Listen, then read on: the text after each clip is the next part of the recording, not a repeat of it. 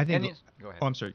I think Louis makes a good point in that sometimes the possibility of government action is something that can frighten the business community. And I think that at this point, maybe a lack of government action, to some degree, aside from maybe just fiscal prudence, belt tightening, I think that would maybe send a positive message. But I think there's something positive in the fact that we kind of have a split in our federal government now, in that the business community probably worries from time to time about extreme action that might be taken, that might be a threat to their viability. And I think now with the split in government, there's a little bit of a sense that it's going to be harder for either side to get too much done, and maybe the status quo might be more comforting or reassuring. Yeah, I think they would definitely like less action rather than more from this. Well, new huge. Congress. Can we say? I mean, a huge piece is bringing some type of closure to healthcare. We invested all this energy, and now it's now to invest the energy to repeal it. We need some type of closure. It's what, over 15% of our GNP is expenditures in the healthcare area. And right now, really, we honestly can say we don't know what it's going to to be like 6 months from now. That's huge uncertainty. We know what the fines are looking like, though. They are going to be fining between $750 and $2,000 per employee per year. The restaurant industry being the largest employer in the country, for Mi Tierra, for example, with their 600 employees, their 3 restaurants, that's $1.2 million a year, $24,000 a week that they have to reindex their price of their product to be able to pay for this. Now, you hear of taxes getting cut, but when's the last time you guys heard of fees and fines going down? They just go up. That's the safe way to raise taxis, is by raising fees and fines. And so we are very concerned about health care. So, Jack, you hit the nail on the head. I think one of the things that Barack Obama is going to have a hard time with, there'll be other things too, but I think one of the things he's going to have a hard time answering to in 2012 is he devoted a lot of energy in his debates with Hillary Clinton to opposing mandates, and when it came to health care, and made a pretty strong case for why they were a bad idea, and now he's in the position of having to defend them. And I think that's one of the most controversial aspects of the healthcare legislation. Absolutely. This is Mike Elkins. You've reached me, and I'm not around my phone right now, and I apologize for that. But every phone call is important to me, and I want to hear from you, and I want to return a message to you. So please leave your phone number, your name, a date, a time, and what you need me for, and I'll get back to you as soon as possible. Thank you very much, and may you have a wonderful day. Sorry, that mailbox is full. Sorry, please try again later. Thank you for calling. Please try again later. The person you're trying to reach is indisposed for 10 to 20. All right, when we come back from the news from ABC and our KDSA 24-hour newsroom, we'll get back with the gang. We'll kick around some other big stories of the week.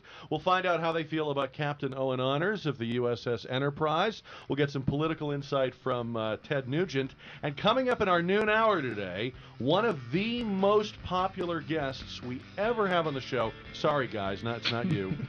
John Davis, the host and producer of Motor Week. He will be joining us from the North American International Auto Show in Detroit on KTSA. Oh, did the news end? I'm sorry. We were having so much fun in here, Karen. We didn't realize you were done. You know what it is? I was. You did the weather before the traffic. Well, I know, but there were some pieces and people missing. You know what? You're one of those women that likes to keep men on their toes. Oh, hush. I just like to check things off and get the heck out. You scrambled that weather and traffic. You said, I'll get Riccardi. How are you doing in there? Everything I'm all good. right? How are you? Other than this newscast. I mean. I'm good. But all right. Well, look, I wanted to call everybody's attention to this. We're really excited about this. We were talking earlier about crime and, defending yourself, and taking matters in your own hands. They have figured it out in Seattle. Put your headphones on for this and meet real-life superhero Phoenix Jones. Superman can fly. Batman has his gadgets. Where is he? Spider-Man has his webs and super sharp senses. I'm Spider-Man. And then there's Phoenix Jones, Red Dragon, and Buster Doe, self-proclaimed real-life superheroes with no actual powers, but pretty snazzy outfits and endless enthusiasm. I'm definitely not going to let my fellow citizens be assaulted when I can say no. They patrol the not-so-mean streets of Seattle, allegedly breaking up crime when they see it. Stay back. Stay away. I don't want to have to tase you. On this night, Phoenix zaps off a warning shot with his taser during a very tense run-in with a man he says is about to drive drunk. Phoenix says he has a real 9-to-5 job, a wife and kids. He says the outfit, which includes a bulletproof vest, has a purpose. Surprisingly enough, the easiest thing to hide bulletproofing under and be recognizable for police so I don't get shot is a super suit. And he stresses that his real mission is to help people, including handing out food to the homeless. They have plenty of fans, and they don't care what you think of their outfits.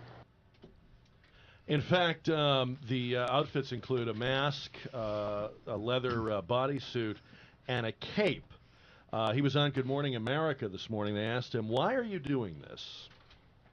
Phoenix Jones, Red Dragon, and Buster Doe. Not their real names, of course. They're in costume incognito to hide their real identities. That was good of her to protect Phoenix Jones, their I know there's identity. 10 in all in this group, and you call yourselves the Rain City Superheroes. And the question many people want to know, Phoenix, why? Why are you doing this? I guess it's a pretty simple message. It's just that there's citizens need to be more accountable. Calling 911 is a great start, but it's not the end-all to end-all. It's sort of waving a white flag and saying if the police aren't here, criminals feel free to just run wild in my city, and I'm not going to stand for it. It's understandable what you just said, and that's great that you want to help, but why you do feel the need to do it in those outfits? Well, I think it's a couple. I think it's a couple things. One, if you fight crime without the outfit, the police don't know who to look for. They don't know who's bad and who's good and who's doing what. This is a very noticeable outfit. And the second thing is it's a symbol. It tells people and drug dealers and criminals and anyone else that when you see this outfit and these group of people, we stand for a message. And the message is that we're against violence and we're against crimes that you're trying to do. All right, see, Karen? Yeah, you got to what? have the cape. Yeah. How are we supposed to tell the good guys from the bad guys? I can just tell he's a single guy. You got it. No, he's married. Oh, his you're kids. kidding. He has a kid that's worse than that. Poor thing. Somebody has to go to school every day. Poor thing. And say, my father is Phoenix Jones. Yeah, and he wears a costume. What's your daddy do? Imagine career day at this kid's school. Not good. It's only good in kindergarten, and then you're an embarrassment. Daddy is a superhero. I'll be outside for beating up after school. Isn't this what we were talking about, though? I got a question. He's taking responsibility. Yeah, no, when you said there was an expectation for those of us who don't have firearms, for those of us who are not playing superhero, then is it something, a New Year's resolution that we ought to put in the box? I'm sizing you up for the cape. You What don't want did to he say here? He doesn't carry a gun. You're not comfortable with the gun. Super boring. You should have a cape. I'm going to start wearing a cape around the house because now I realize that if I call the cops, Louis, they might not know who the good guys and the bad guys are. They might think I'm the guy breaking into my house. You wear a cape, I'm bringing a gun. Yeah, really. She's going to finish me off right here.